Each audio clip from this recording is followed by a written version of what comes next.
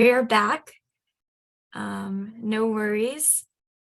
I think we're still waiting on one more person, but that's okay. We're going to start anyways. Welcome, everyone. My name is Olivia Hornick. As I said before, I'm the president of the Runway of Dreams Club at University of Texas. I am currently a senior majoring in psychology, and I'm very passionate about the Runway of Dreams and everything that they are about. Our club is very excited to be here. Now, our Vice President, Stella, and Jillian are going to introduce themselves.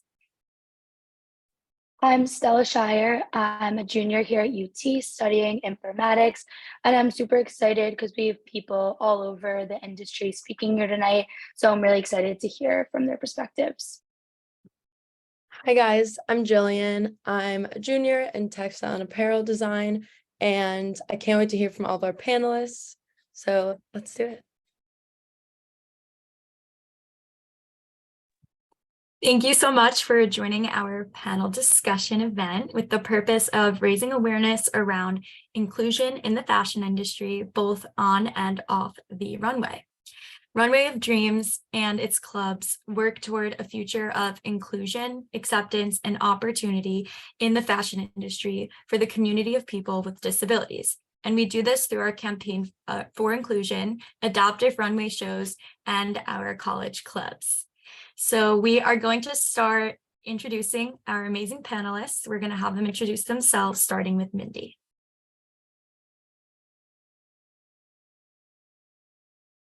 I think you're muted. Yes. One would think that I'm better at that. But hi, everyone. I'm Mindy Scheier. As a visual description for those that have low vision or blindness, I am a white woman with curly red hair. I'm wearing a navy blue hat. I have a denim jacket with studs around the collar on, and it is my absolute pleasure to be here tonight as the founder and CEO of Runway of Dreams and Gamut Management. I absolutely could not be more proud of the Runway of Dreams Club at UT for putting this incredible panel together. I'm honored to be on the panel with all the other amazing people that you're going to hear from.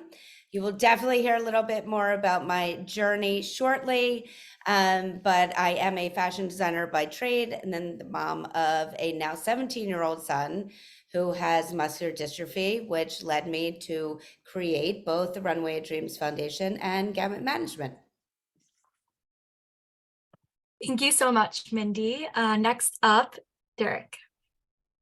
Well, hello, everyone. I'm really excited to be here as well. As everyone else said, my name is Derek. I am a Latino male. I do have a full beard. It's very well kept, with glasses, a navy backwards hat on, and a blue Zappos shirt for those of you that have visual impairment. And just a little bit about me. I am lucky enough to work at Zappos.com on the Zappos Adaptive Business Unit. I've been working in the apparel industry now for over 15 years and was asked to join the Zappos Adaptive team after a few years of leading the Zappos men's and women's denim team. I had a bunch of product experience and knowledge that would kind of help Zappos Adaptive become what it is today.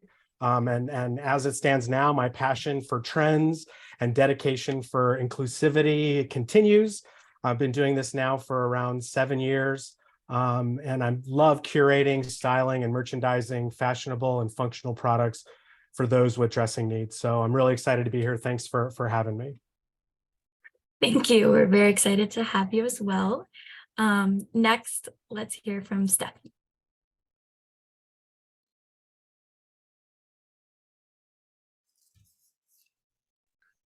Sorry, the interpreter switched as you did that introduction. It's my fault. My name is Stephanie Cawthon. I am a professor here at University of Texas. I have been here for 17 years.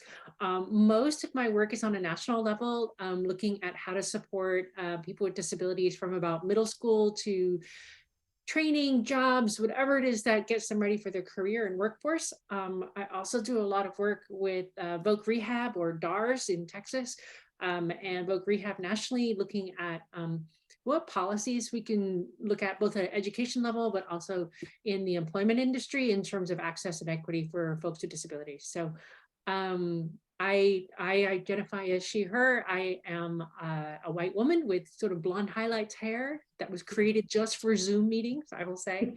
I'm wearing glasses and I have a white scarf around my neck and a dark purple shirt. Thank you.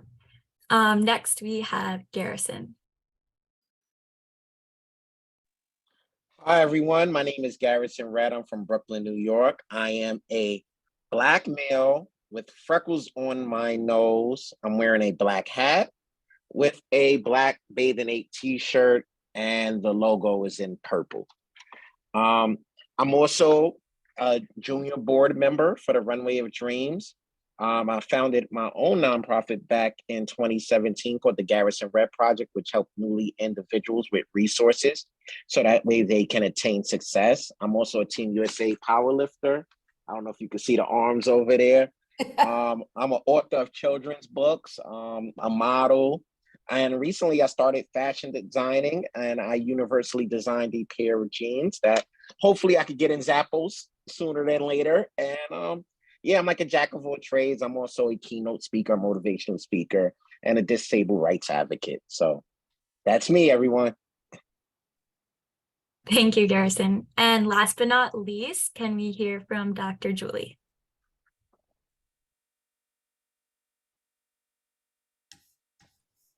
Hi, everybody. So first of all, just thank you so much for having me. I am definitely out of my comfort zone. I've been a pediatric surgeon now for 20 years. It's been an incredible journey in the sense that 20 years ago, there were very few female surgeons, much less Latinas, much less firstborn in Mexico. So I feel like I've crossed a lot of barriers.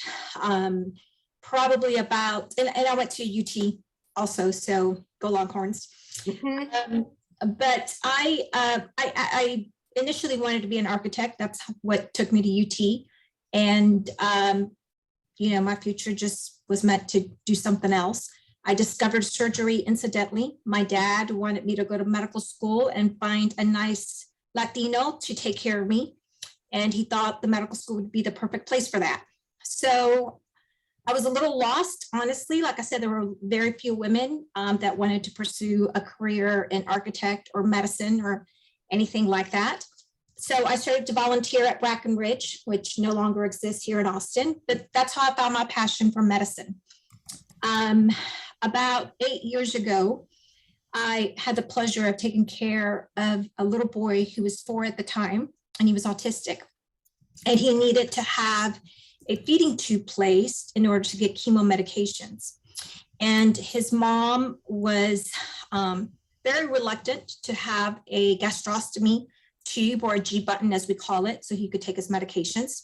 She came to see me a few times, and I could tell she was very reluctant. I thought it was because of the anesthesia, because of pain management, infections, all the things that as surgeons were measured on. Our metrics are, you know, are looked upon very differently. And she finally came back to see me because his leukemia was not controlled. And there was rumors that they may have to call CPS on her in order to get the tube placed. So she reluctantly agreed. We did the operation. I told her he was going to do great and that I would be there the whole way. After the surgery, I went to talk to Mom, and he was doing wonderful. And I, you know, reassured her how great he was doing, and she just broke down in tears. And it was a very desperate cry. And I knew it had nothing to do with the surgery. So I asked her to please trust me and open up as to what she was going through. And she explained to me that she was a single mom of an autistic boy. She had lost several jobs because she was late to work. He wouldn't keep a shirt on. He would take off his diaper or his pants. And schools were very, or not, daycares were struggling to take care of them. And she shared how her plate was full and it was already overflowing. And now she had yet one thing to worry about and to manage, and that's a G-tube. So it was the first time in my career that I realized what I did as a surgeon changed people's lives, and many times not for the better. When they're in a hospital setting, there's so much assistance to the families that everything goes very smoothly. But I never realized what happens once that patient goes home, how it changes parents' life, how it changes schooling, how it changes their overall well-being, their mental health. And so it really opened up my eyes to the fact that what happens once my patient leaves the hospital with his family becomes much more important to me than what happens in the hospital. And that's how our adaptive line was created. And that's how Spoonie line came about. Spoonie threads, sorry. So thank you again for having me. Thank you for being here. Thank you all for being here and for sharing. And a special thank you to our audience member who have joined us tonight. Before we get started, we just want to let our audience know that you can send in questions through the chat box in Zoom. And if we have time at the end, we will try to get those answers. All right, so our first question is for the fabulous Mindy. First off, we just want to say again, thank you so much for joining and being one of our panelists. We are so grateful and excited to have you here. And so as founder and CEO of Runway of Dreams and Gamut Management, what was the inspiration for starting the foundation, and how did you transition from the general fashion industry into this nonprofit? And what do you think has been the most exciting change in the industry this far? Thank you, Jillian. As I mentioned, I am a fashion designer by trade and also the mom of 3 children, Stella Scheier being my oldest, but my middle child, Oliver, has a rare form of muscular dystrophy. And we learned early on that he was going to struggle with everyday tasks, one of which is the very thing I love more than anything, and that's getting dressed every day. For Oliver, it was a daily reminder of what he could not do, which are buttons and zippers and putting pants over his leg braces. So in 2013, I decided to take my background and have a small goal, and I say that very sarcastically, of changing the fashion industry to be inclusive of people with disabilities. As when I even myself started looking for clothing for Oliver, I could find nothing. There were no mainstream brands that were doing anything in the adaptive space. And so I decided to do something about it. I took a year actually to just do research, to really understand the population by being very involved and an overlap between very different disabilities and clothing challenges. And I was able to extrapolate out that there were commonalities between them. And I developed modifications that could be implemented into mainstream clothing. In 2016, we partnered with Tommy Hilfiger, made fashion history by developing the first ever mainstream clothing line. Actually, one of our first pieces is right behind me. It's one of Tommy's typical button front shirts that we have magnets behind the buttons so that it closes on its own and allows millions of more people to be able to wear that same shirt. That journey, thankfully, opened up a huge opportunity and exposure to the industry at large, which allowed me to create Gamut Management in 2019 as the first of its kind consulting and talent management company exclusively for people with disabilities. And we get to work with some incredible companies, Zappos being one of our OGs, and I've had the pleasure of working with Derek from the beginning. What am I most excited about in terms of change is that when we had our first show, Runway of Dreams, our kind of pinnacle event is our New York Fashion Week show in September. And our first one was in 2016. and we had one brand on the runway, Tommy Hilfiger. We just had our 7th show this past September, and we had 13 brands, 7 of which were global mainstream brands, and others were smaller up and coming brands. But the fact that within a 7-year span, we were able to make such an impact on the industry and truly make change happen is extraordinary. And it is something that I feel very confident in saying, that certainly with the likes of your generation and the members of this club, going to make our mainstream world extremely accessible and adaptable. And the fashion industry is just leading the movement. So it is really, really exciting time to be in this industry. Thank you so much, Mindy. The work that you do for the community with people who have disabilities and for this club, our club and your foundation is absolutely incredible. A big supporter of Runway of Dreams mission has been Zappos Adaptive, as you said. So our next question is for Derek. What inspired you to work for Zappos Adaptive? And were you always interested in fashion and helping people with disabilities, or did this start with your work with Zappos Adaptive? No, great question. And I guess for the first part, what inspired me to work for Zappos Adaptive was just feedback. And we've heard that before with some introductions from some of the other panelists. The feedback that we received around a particular pair of footwear kind of sparked this idea at Zappos to kind of, look at this underserved community, look at people with disabilities and say, hey, maybe there's opportunity for Zappos to bring product together and surface it. So the way that we got started and the way that I got started was we took a phone call from a grandmother who was wanting to find a particular pair of shoes for her grandson, Gabriel, who had autism. And unfortunately, we couldn't help them. And with Zappos, like one of the things that is really within the backbone of our company is if we have a customer that calls in, we want to do everything we can to qualify that customer, make sure that we can point them in the right direction if we don't have the product they're looking for. And unfortunately, with this particular case, we couldn't point them in the right direction. So it was kind of on us, and the person that took that phone call reached out to people within the company and said, hey, I know that there's folks out there that are passionate about, thinking outside of the box and doing things different. And I was lucky enough to be asked, just because I had been in the apparel industry for, however long. I always kind of was one to jump at these opportunities to do things that were outside of the box. And I had just actually worked on a not-for-profit with a friend of mine that is in the mixed martial arts space. So that was kind of a buzz at the company at the time.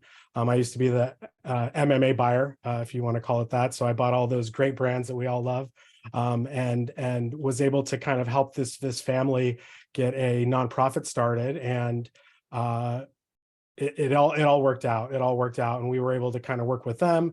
We helped them set that up. They were able to kind of use the money that they were gaining to have Garrett teach other kids with disabilities how to do selective workouts, to do workouts that are a little bit different from the norm. So that was kind of how I got the start. And then with this phone call that happened, they kind of looked to me to say, hey, can you help fill this void from the apparel perspective, because you know a lot about apparel. And I think that's probably that within a week I was trying to get a hold of Mindy, calling, emailing, whether it was her or Tommy Hilfiger or whoever, to get this ball rolling and listen to our customers and give them what they wanted. So.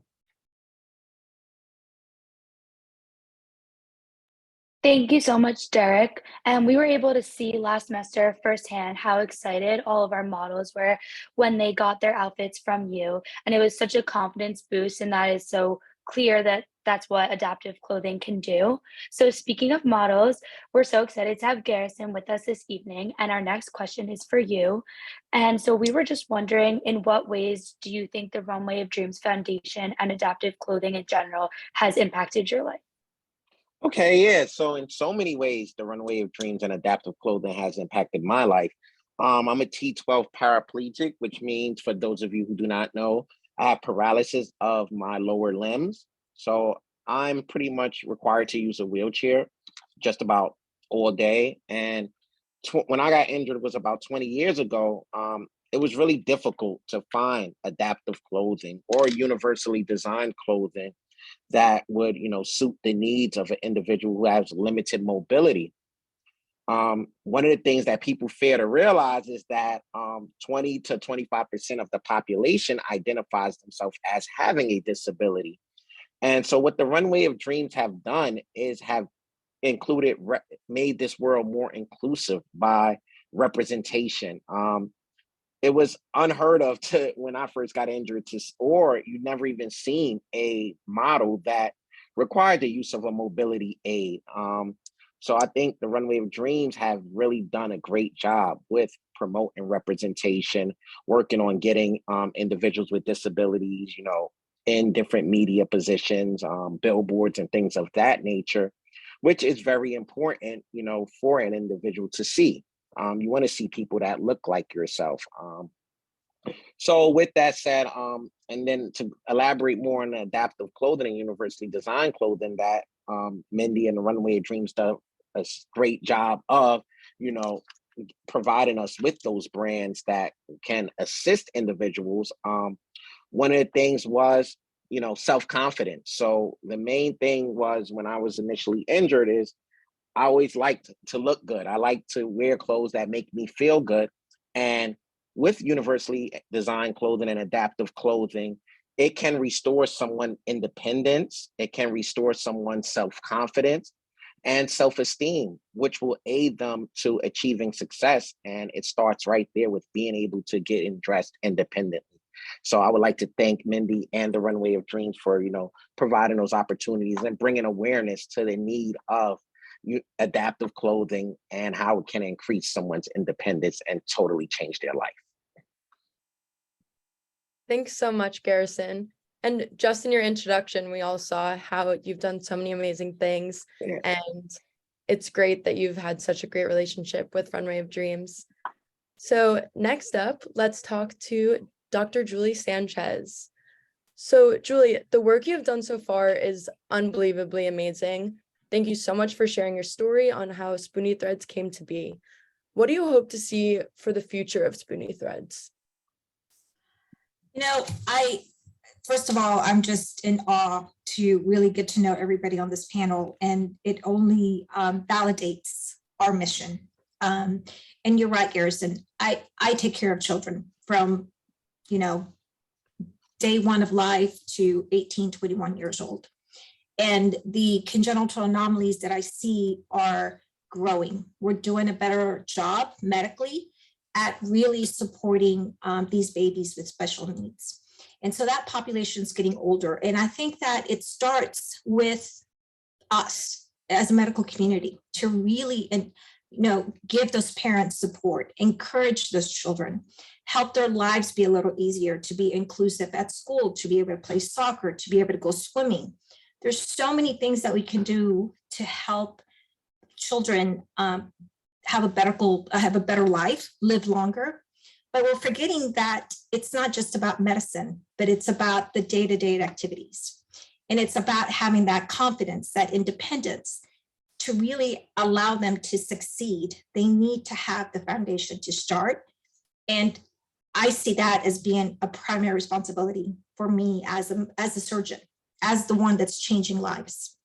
One of the things that I hope to change is very similar to what's happening outside in the design world. I would like to see that happen inside the medical world, inside the hospitals, right?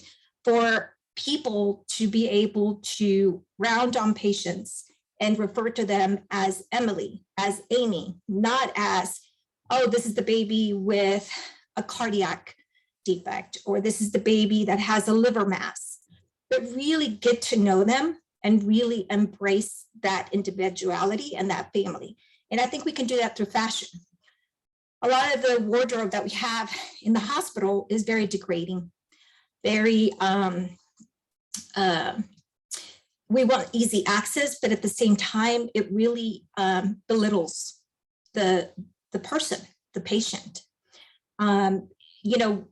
For a little girl, for example, one of the leading inspirations to creating our chemo blouse is a little girl was really struggling with the fact that she needed to have her port access, and most ports are placed along the chest wall. And one of the first things that we say is, okay, you got to get undressed in front of all these people. Let's put a gown on you so we can then give you the chemotherapy.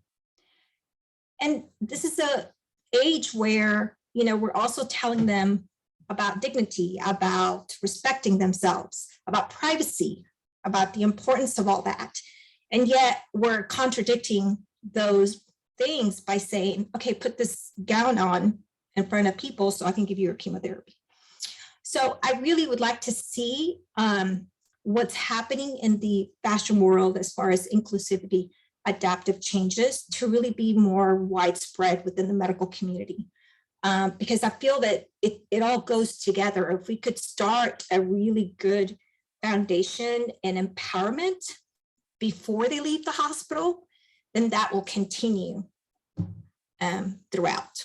And it keeps them out of the hospital. You know, I mean, a lot of the things that we see sometimes with children with disability and special needs are mental health issues, because they're having to be different. They're having to be isolated and picked on by other kids.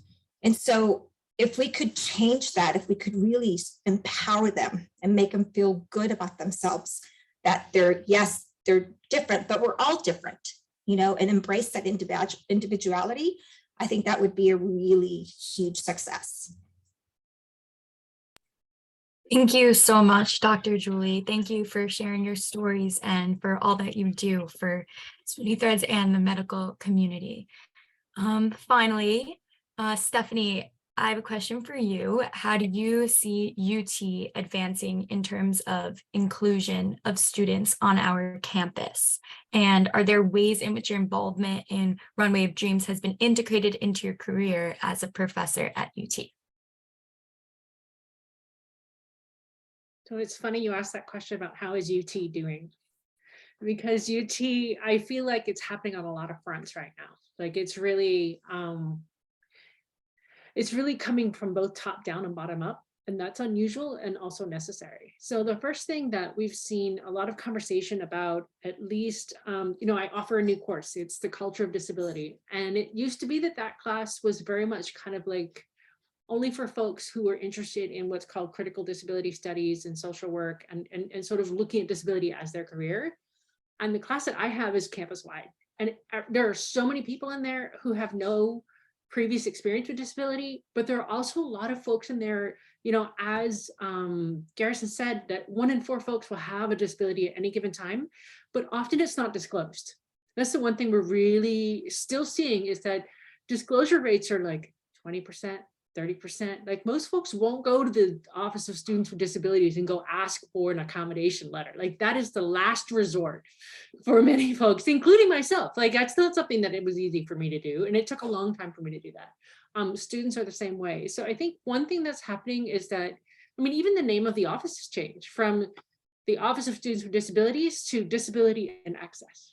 So they're really trying to emphasize a culture of positive communication about what does it mean to have an inclusive campus. So that just happened. And so they're trying to change the nature of the relationship between what does it mean to be present on our campus and where does that accessibility, what's the tone of that conversation? So that has been positive. When I was working with, actually Microsoft funded a project for me to lead with disabled students on campus. And that was the first time a lot of those students had a place of power. Okay, so they were the ones leading this project. They were the ones coaching the faculty and saying, you know, this isn't really working the way you work on this class like this. And faculty often were just kind of shocked. They're like, well, I've been teaching for 30 years. Of course it's accessible. Like, no, really, it's not. And I'll give you a really good example. One of my students has MS, and standing for 3 hours is a challenge, 3 hours straight. Lab class, chemistry, lab class, asked for a chair, asked for a stool. Faculty members said no. you have to stand for 3 hours. That's what it means to be in a lab class. If you don't want to do that, don't be a lab science major. And we were shocked. And this person was like, yeah, no, that happened a lot. And so it's one of those things where it's just the little things. It's being flexible, it's being open, and that's going to happen one person at a time. There's no institutional rule you can set that will change somebody's mindset until, you know, it's kind of built as a community, as a culture. So I think that's where UT really is headed, that they are looking at ways to build that culture of access and not just a policy of compliance, because the policy of compliance is the baseline. Americans with Disabilities Act is the baseline. It is not the ceiling. And so really trying to help people understand that. I will say I'm in 4 or 5 meetings a day on things related to access, because people are realizing it's not just about fairness and equity, it's also about diversity and kind of what is it the mission of this institution is. And they're starting to realize that disability needs to be a part of that conversation, and it hasn't been. And so that means there are a lot of conversations, but it also means we're still in kind of growing pains. We're still figuring a lot of things out. There's a lot of reliance on technology. I'll say, like, we'll have an app for that, and that'll fix our access issues. So those PDFs will be accessible if we just have a good app. And that's an awareness raising tool, but it's also one of those things where technology is only as good as people who are using it. And so trying to help people understand how to use the tools as opposed to just letting the tool do the work for them. I wanted to say a couple of things. Just, this is my first exposure to this group, so I'm really thrilled to be here, and it's really, you know, humbling to have the opportunity to talk to you and be with you.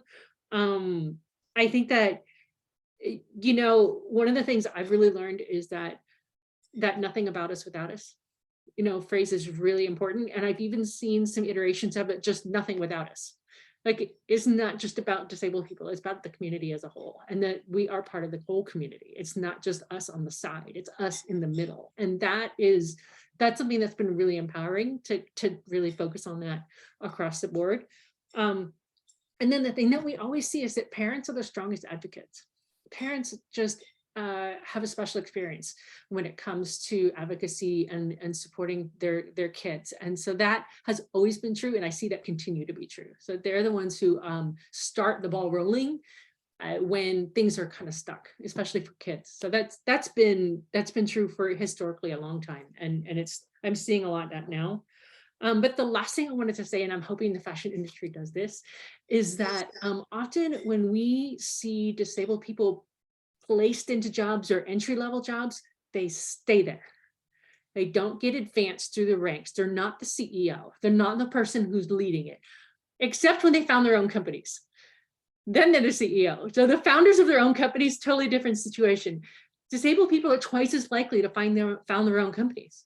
Why? Because they can design it to be accessible, you know? And so that's the thing that's really interesting, is that we need to help not just the university, but the culture as a whole, advance disabled people to be leaders, and the people out in front being the face of the university or the face of the company. And that's still to come. So hopefully this will help do that. Thanks. Thank you so much, Stephanie. And that's why we were really excited for our panel tonight, because we wanted to draw people from UT, Austin, as well as worldwide. So that's why we were really excited with the very big range of panelists that we were able to get tonight. So you have all done so much in terms of disability advocacy and making adaptive fashion more accessible for everyone. So we would just want to hear a little bit more from each one of you as kind of your closing, like, piece of wisdom to all of us watching or here at the panel tonight. So a lot of the people in the audience and our club members especially are the next generation of people who are going to be able to take this and like really drive it through and kind of change the entire fashion industry. So we just wanted to hear about what is one piece of advice you would give to the next generation, the people in our club, people in the UT Austin community, in terms of fashion inclusivity of people with disabilities in general. So let's start with Garrison. I think you're on mute. Sorry about that. So one of the things that I would encourage everybody listening today is to keep spreading awareness. And the way you will go about keep spreading awareness is have these type of panels and discussions and things of that nature. And also, like, for the students out there that's into design, you know, it'd be nice if you start designing clothes for individuals with disabilities and working with individuals with disabilities, reaching out to maybe someone that is an amputee or has a spinal cord injury and asking them what their needs are. Typically, what I have found is that when you design something for a person with adaptions, it can benefit so many other people. And it's super cool a lot of times, who wouldn't want a magnetic fly instead of a zipper fly or whatever the case may be? It's something different. And that's that's one of the things that I like about fashion. It gives you the opportunity to be different and to be yourself. So yeah, just keep spreading awareness and, reach out to individuals with disabilities and inquire and design products for them as well. Thank you so much. Dr. Julie, do you want to go next? Sure. I agree with him. I think that, one of the things that I would love to see is just see fashion, right? Not to have it segmented where this is for this particular group and this is for this other group. But fashion should cross all social aspects, all barriers. And I would really like to see that. And I think that's something with, Spoony Threads, we really try to embrace that.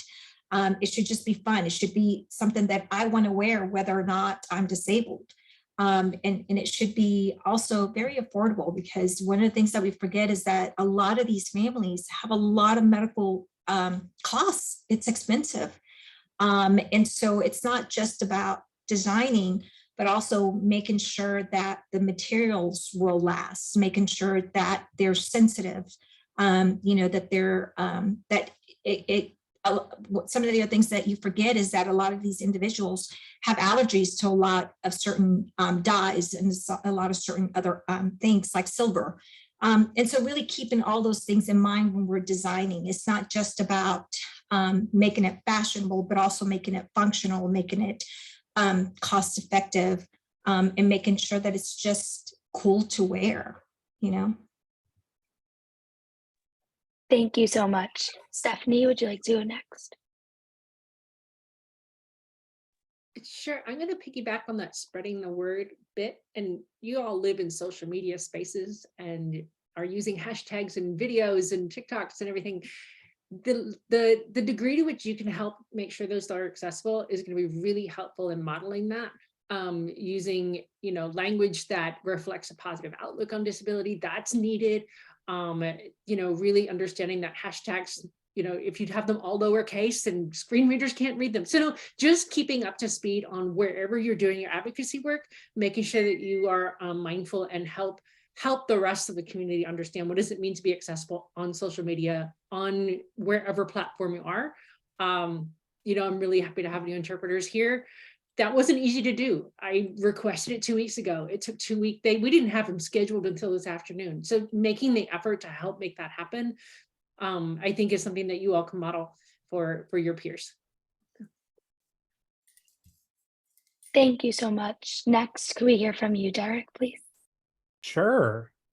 Just shout out to Stephanie for bringing this up too, the nothing about us without us, because that's something that we've kind of ingrained in what we're doing. And we do a lot of other things with respect to product, like making product, where we're bringing in brands that are making a shoe that everybody loves. And how can we take this shoe and how do we make this so that everybody can wear it? So that was just something that really sparked me, Stephanie, when you were talking. The biggest thing and advice I would give everyone is don't give up if you get told no. And then B would be just to remember to listen to the feedback that you receive. Because basically, we've been on this journey for 7 years and we wouldn't still be doing this if we hadn't listened to feedback. We're talking, with Garrison. Garrison told me a bunch of stuff when we were working together at a show about how the product that we would supplied for him could be better, right? So it's always about listening, and all of the students here that are, you guys are on the forefront of going to get jobs that are going to set the table for how can you change the thinking in that company that you're working for, if that's what you end up doing. So always keeping in the back of your head that, there are other people that could potentially utilize this product if you make slight couple changes. And I think that you can get a lot out of that by just remembering all of the experiences you have here when you're working with Runway of Dreams. and all of the different people that you've met. So just always remembering that, because when you do get to that next step, and if you bring that up, people are going to tell you no, but don't give up. Keep pushing forward and trying to get whatever it is you're passionate about push through, because all they can do is tell you no, and if they don't want to do it, somebody else may, and then you should go work with them instead. So that's kind of what I want to say about that. So kudos to everybody that is going on, that they're seniors now and that are going to be going on to the job market, and always remember what you remembered here, or what you've learned here. Mm. Thank you so much, Derek. And last but not least, Mindy, what advice would you give to our generation? Well, I think what everybody has already stated is so powerful and so important. But I've recently heard a story that really resonated so strongly with me. And it was about a teacher who was in a wheelchair, and he arrived at school after it had snowed, and the custodian was shoveling the stairs. And the teacher said, could you do me a favor and shovel the ramp? And the custodian said, absolutely, let me just finish here, and then I'm gonna go over and do the ramp. And the teacher said, but if you do the ramp, everybody can get into this school. And that is such a powerful, powerful message that you can all take into your lives, is that when we make something accessible, as many of the other panelists stated, it could work for everyone. I mean, there's so many things that are so relevant in your lives right now. Texting started as a way of communication for people that couldn't utilize typical communications. Now it is the number one form of communication that we all use. Glasses, these are the ones, the blue blockers. This is a multi-billion-dollar industry that was created because this is a way that people needed to see. So when you go out into the world, there is always going to be a way that you could create or do or write in a way that can include so many more people. And that is such a powerful tool that you all will have, that is so present in the world right now. Very similar to the example I have behind me. Now millions more people can wear this same shirt from the change of one closure. And something else that I always like to put out there is, I just am curious if anybody knows when the button and the buttonhole was developed. You can just shout it out or raise your hand. Just a guess. Anyone? Throw it out. Jillian. I don't know, sometime in the 1800s. The 1300s. Okay. That's when the first button and buttonhole was developed. And the fact that we are still utilizing that technology in our products when we literally run our lives through this thing is almost unimaginable. And you all have the key to making that change happen. So I am so excited to see where you all go in any of the industries that you will go into. I promise you, there is a change that could be made to make it more accessible and more universal. Just another quick second, I just want to thank all the panelists for your time, your dedication, for your wisdom, and of course to the UT Runway of Dreams Club. You've done such an extraordinary job. It fills my heart to see how you have taken something and put such passion and dedication towards it. And it is so exciting to see. And thank you to everyone also that joined into this panel discussion.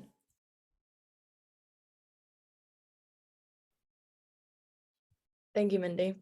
So now we're gonna open up the floor. If anyone watching has any questions, you can shout it out or put it in the chat.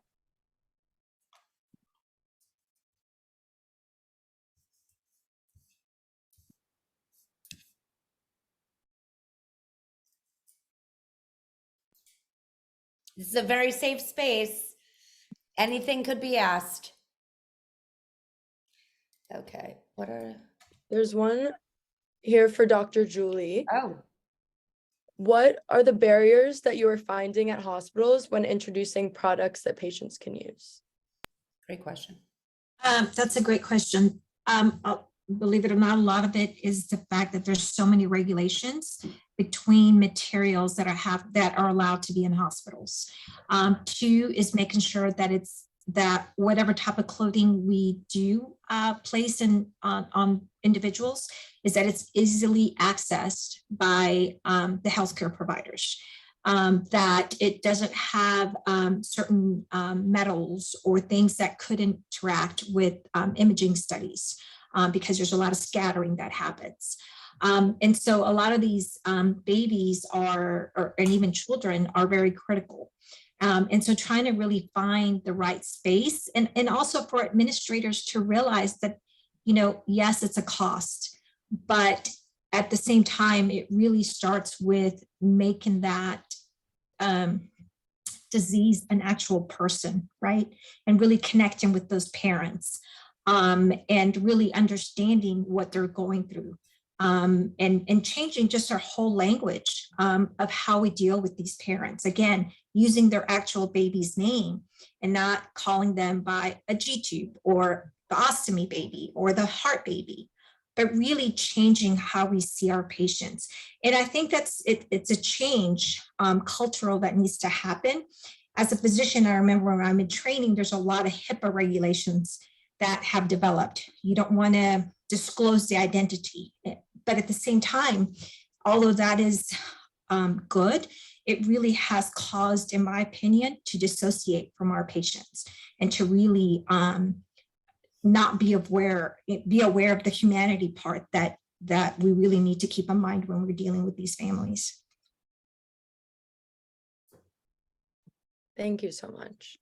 And here's another question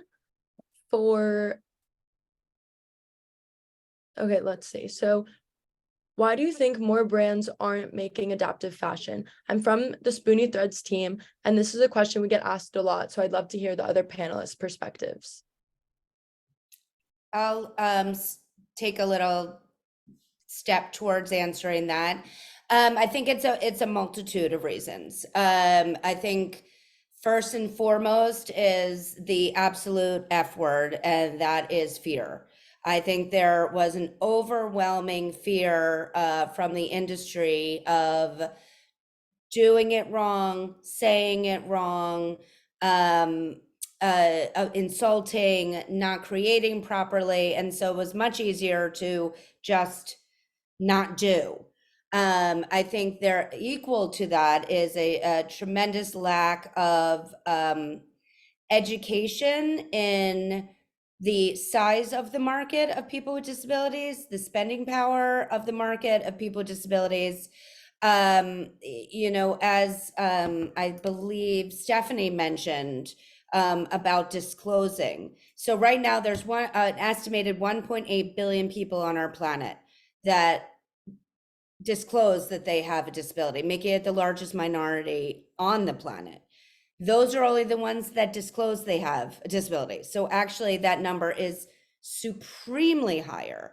But prior to 2016, when we partnered with Tommy Hilfiger and really made a step in the adaptive mainstream fashion world, it was the misnomer was that people with disabilities are really a niche, small population.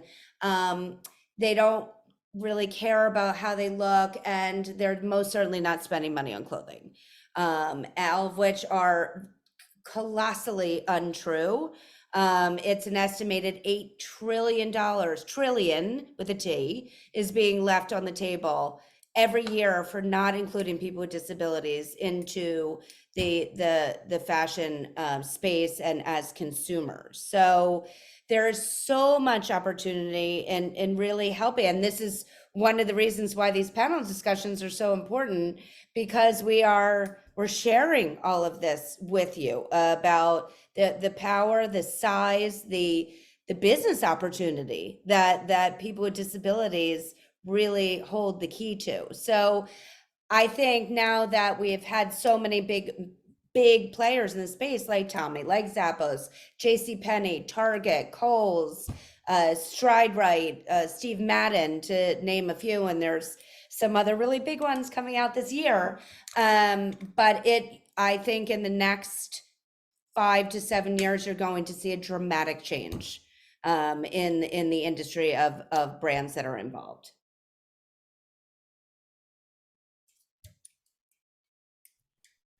Thank you so much, Mindy. And thank you to all of our panelists. I'll throw it out there. Some people put their emails in the chat. We also have everyone's information if you would like to ask more questions in the future.